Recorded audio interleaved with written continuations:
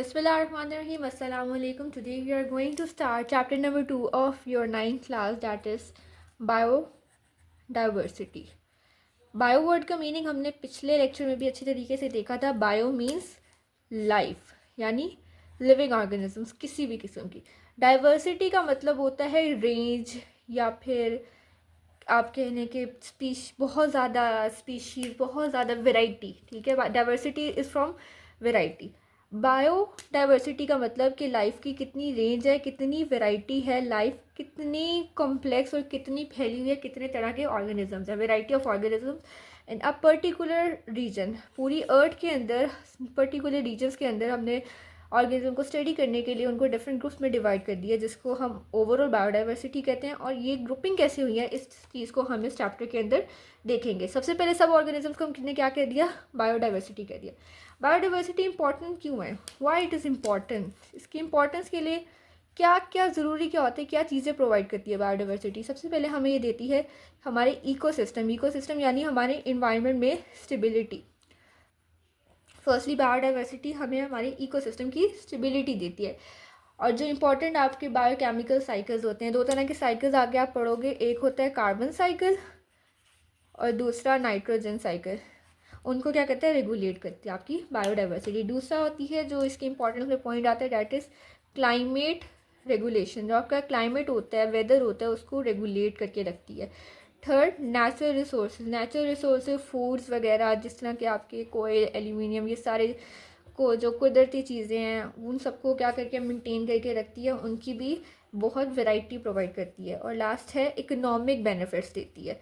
Economic benefits कहती हैं कि डिफरेंट इंडस्ट्रीज़ वगैरह को सपोर्ट करती है, इंक्लूडिंग जिसमें एग्रीकल्चर आ जाएगा, खेती वगैरह, फार्मिंग, सब कुछ. टूरिज़्म आ जाएगा, जितनी आपकी माउंटेन वगैरह एरियाज़ हैं जहाँ हम लोग घूमने जाते हैं, इस तरह की चीज़ें प्रोवाइड करती है. So this is the importance जो हमें बायोडाइवर्सिटी से मिलती है.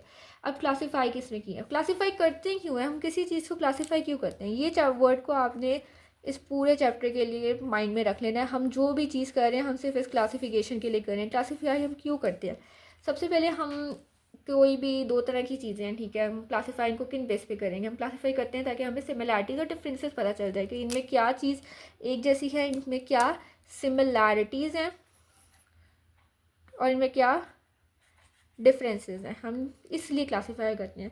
उसके बाद हम ऑर्गेनिजम्स को क्लासीफाई करते हैं ताकि हम उनका एवोल्यूशन के वो पहले क्या थे, फिर क्या थे, फिर क्या बने. साइंस तो यही कहती है ना कि पहले ये थी चीज़, फिर ये बनी, फिर ये बनी. तो ये कैसे लीनियर चल रही है, पहले क्या थे, मतलब ऊपर से नीचे आ रही है, कैसे आ रहा है, पहले क्या था, फिर क्या चेंज आया, फिर क्या चेंज आया, कैसे आगे आता है, तो डिवाइड हो गया. ये सारी क्लासीफिकेशन हम इसलिए करते हैं, ऑर्गेनिज्म की स्टडी को आसान बनाने के लिए करते हैं. नेक्स्ट, एडवांटेजेस क्या हैं इस क्लासीफिकेशन के, क्या क्या फ़ायदे हमें हासिल होते हैं सिमिलैरिटीज़ डिफरेंसेस की बेस पे, और हमने इसके लाइक जगह के बेस पे कि ये इधर रहते हैं, ये वाले ऑर्गेनिज्म इधर रहते हैं, इन सब की बेसिस के ऊपर क्लासीफाई कर दिया. क्लासीफिकेशन हमें क्या प्रोवाइड करती है, एडवांटेजेस क्या है. सबसे पहले जो स्टडी करते हैं, जो बायोलॉजिस्ट होता है, ये उनको एक ग्रुपिंग कर देती है ऑर्गेनिज्म के. लाइक सिमिलर ऑर्गेनिज्म एक जैसे हो गए, डिफरेंट जो थे उनको अलग ग्रुप बना दिया, तो ग्रुपिंग कर देती है ताकि उनकी स्टडी जो है ऑर्गेनिजम्स की वो ईजी हो जाए फॉर बायोलॉजिस्ट, फॉर साइंटिस्ट. एक फ्रेमवर्क सा, एक पूरा मैप सा, एक प्रॉपर पैटर्न आ जाता है हमारे पास, लाइक फ्लो चार्ट वगैरह इस तरह करके बन जाते हैं कि ये ऐसे, इससे ये निकल रहा है, इससे ये आ रहा है, ये ऐसे, ये इससे यूँ डिफरेंट है, ये यूँ डिफरेंट है. तो इस तरह करके एक फ्रेमवर्क सा आ जाता है फॉर मेकिंग द स्टडी. और आपस में कंपैरिजन करके एक चीज़ ये, एक चीज़ ये, दोनों में क्या सिमिलरिटीज है, क्या डिफरेंट है, इस कंपैरिजन बेस्ड स्टडी हो सकती है. ऑर्गेनिजम्स के दरमियान रिलेशंस कैसा है, उनमें क्या पहले थी, क्या था, क्या उनके दरमियान ताल्लुक वगैरह बनता है, क्या उनमें सिमिलरिटी, वही सिमिलरिटीज और डिफरेंसेस हर बेस वो स्टडी कर सकते हो. उसके अलावा आइडेंटिफिकेशन कर सकते हो, कोई न्यू स्पीशी आई है, न्यू ऑर्गेनिज्म है, उसके ट्रेट्स वगैरह देख के वो किस तरह का उसका बिहेवियर है, क्या चीज़ें उसको चाहिए, क्या लाइफस्टाइल है, क्या उसका हैबिटेट है, क्या उसकी खुराक है, उसके बेस पे क्लासीफाई कर सकते हो. एंड उसके अलावा एक नेम दे देते हैं, स्पेसिफिक साइंटिफिक नेम होता है जो हर ऑर्गेनिज्म को दे देते हैं, जो स्पेसिफिक उसी के लिए होता है और उससे उसकी अलग पहचान बन जाती है. अब कौन कौन से हमारे पास ग्रुप्स हैं जिसके अंदर हमने क्लासीफाई कर दिया. सबसे बड़ा जो ग्रुप है उसको हम कहते हैं डोमेन. डोमेन सबसे ब्रॉडेस्ट ग्रुप है और सारे ऑर्गेनिजम्स को आगे 3 डोमेन्स में डिवाइड कर दिया है. एक हमारे पास आर्किया, बैक्टीरिया एंड यूकेरिया. ये हमारे पास 3 डोमेन्स हैं. डोमेन्स आगे जाके सब डिवाइड होती हैं किंगडम में, यानी कि आर्किया आगे मजीद किंगडम में आएगा, बैक्टीरिया और किंगडम में, यूकेरिया और किंगडम में डिवाइड हो जाएगा, इस तरह करके किंगडम में डिवाइड हो जाएगा। और जिसने यूकेरिया का बताया भी होगा कि बुक में एग्जाम्पल उन्होंने लिखे हुए कि यूकेरिया ने आगे जाके एनिमेलिया किंगडम बनाना है, फंजाई बनाता है, प्लांटी बनाता है, प्रोटिस्टा बनाता है, इस तरह करके इसने 4 किंगडम में डिवाइड होना होता है। किंगडम के बाद नेक्स्ट हमारे पास आती है फाइलम। फाइलम होते हैं जिसमें हम डिवीजन कर जाते हैं, प्लांट्स और फंजाई की डिवीजन कर जाती है। आगे फाइलम ने बना देनी है क्लास, क्लास से ऑर्डर में डिवाइड हो जाएगी, सारी सब डिवीजन है। ऑर्डर से फैमिली बन जाएगी, फैमिली से जीन्स, और जीन से लास्ट स्पीशी बन जाएगी। तो ये हमने ऑर्गेनिज्म, पहले एक ऑर्गेनिज्म डोमेन, फिर उसको डिवाइड कर दिया आगे इसमें, फिर उन्होंने किंगडम में डिवाइड कर दिया, फिर फाइलम बन गया, क्लास बन गया, ऑर्डर, ये पूरा एक सीक्वेंस सा बन गया। अब देखें स्पीशी तक आते आते ऑर्गेनिजम्स कितने स्पेसिफिक हो गए। यहाँ पे 10,000 ऑर्गेनिज्म है, यहाँ पे हमने डिवाइड कर दिया 10,000 अगर ये थे तो 3,000 यहाँ पे, 3,000 यहाँ पे, 3,000 यहाँ पे, इस करके डिवाइड हो गया। मजीद आगे डिवाइड होकर 1,000 की उसमें डिवाइड होगी, यहाँ आके 1,000 से 700 रह गया हर ग्रुप में, फिर 300 मजीद, इस तरह करके डिवाइड करते करते हर एक को स्पेसिफाई कर दिया ताकि सबकी क्या स्टडी ईजी हो जाए और सबको हम अच्छी तरीके से आइडेंटिफाई कर सकें। ओके सो यहाँ पे आपका चैप्टर नंबर 2 बायोडाइवर्सिटी स्टार्ट हो रहा है। तो सबसे पहले उन्होंने बताया कि biodiversity means the variety of organisms in a particular area, यानी एक पर्टिकुलर एरिया में जितने ऑर्गेनिजम्स हैं उनकी कैसी कैसी वैरायटी हो, सब कुछ।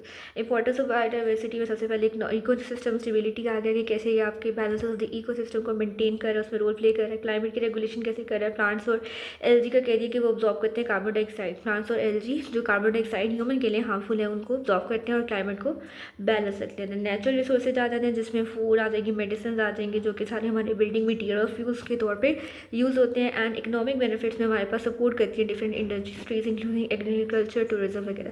क्लासिफिकेशन में सबसे पहले हमें पता है कि ऑर्गेनिज्म 2 मिलियन काइंड्स के बायोलॉजिस्ट ने ऑर्गेनिज्म आइडेंटिफाई कर लिए, इसमें से 0.5 मिलियन प्लांट्स हैं और 1.5 मिलियन इसमें एनिमल्स की स्पीशीज़ हैं। अब क्लासिफिकेशन हम क्यों करते हैं, एम्स और प्रिंसिपल क्या है क्लासिफिकेशन के, पहले है to determine the similarities and differences among organism, and second to find evolutionary relationship के लीनियज कैसे चल रही है, कैसे ऑर्गेनिजम्स आए हैं। एडवांटेजेस ऑफ क्लासिफिकेशन क्या है, सबसे पहले allow the biologist to group similar organisms together, जो सेम तरह के ऑर्गेनिजम्स हैं उनको साथ साथ रख देते हैं और उनकी easier to identify and understand characteristic, क्या क्या खूबियाँ, क्या क्या ट्रेड्स हैं, यानी करेक्टरिस्टिक उनको आइडेंटिफाई करने और उनको नेमिंग करने में ईजी करता है। उसके बाद एक फ्रेमवर्क प्रोवाइड करता है फॉर स्टडी, दैन उनके इंटर रिलेशनशिप के बारे में बताता है, आइडेंटिफिकेशन ऑफ न्यू स्पीशीज़ करवाता है and provide a common language for biologist. अब जिस तरह हमने आगे बायोनॉमिनल नोमेनक्लेचर में देखना है कि लैटिन लैंग्वेज को एक कॉमन कर दिया कि जितने भी साइंटिफिक नेम होंगे उसमें होंगे, तो इस तरह एक कॉमन लैंग्वेज प्रोवाइड करता है। सबसे पहले हमारे पास कार्ल लिन्नियस आया था जिसने टेक्सोनॉमिक रैंक्स बताए थे, ये जो डोमेन, किंगडम, फाइलम, ऑर्डर, ये सारे रैंक्स इसने इंट्रोड्यूस करवा दिए थे। डोमेन सबसे लार्जेस्ट हो जाएगा, 3 हो जाएंगे, आर्किया, बैक्टीरिया, यूकेरिया। फिर किंगडम आ जाएगा जो मजीद डोमेन की क्लासिफिकेशन है। आगे किंगडम ने डिवाइड होना है, फाइलम के उसमें प्लांट्स में डिवीजन हो जाएगी एंड फंजाई में डिवीजन हो जाएगी। फिर उसके बाद क्लास है, ये डायग्राम ही बना हुआ है कैसे, पहले ऑर्गेनिज्म है, फिर डोमेन बना, ठीक है, उसके sub division kingdom, phylum, class, order, family, size, इतना करते करते फाइनली जीन और स्पीशी जो स्पेसिफिक है और जीन साथ में उसका ग्रुप आ जाएगा। स्पीशी सबसे स्मॉलेस्ट लेवल ऑफ क्लासिफिकेशन है, इसकी डेफिनेशन आपने करनी है। Species is the group of similar organism that can interbreed and produce fertile capable of reproduction, यानी वो सिमिलर ऑर्गेनिज्म जो आपस में सेक्शुअली रिप्रोड्यूस करते हैं और न्यू जनरेशन, न्यू ऑर्गेनिज्म बनाते हैं। यहाँ पर मैंने क्लासिफिकेशन दे दिया फ्रूट फ्लाई, ह्यूमन और पी की। सबसे पहले फ्रूट फ्लाई की, बल्कि आपने सिर्फ ह्यूमन की याद करना है। ह्यूमन में सबसे पहले डोमेन होती है उसकी यूकेरिया होगा, किंगडम एनिमेलिया है, फाइलम या फिर डिवियन कॉर्डेटा, क्लास है उसकी मेमेलिया, ऑर्डर है उसका पिरामिड्स, फैमिली होमिनिडिया, जीन होमो और स्पीशीज सैपियंस होती हैं। टुगेदर पूरा साइंटिफिक नेम होमो सैपियंस।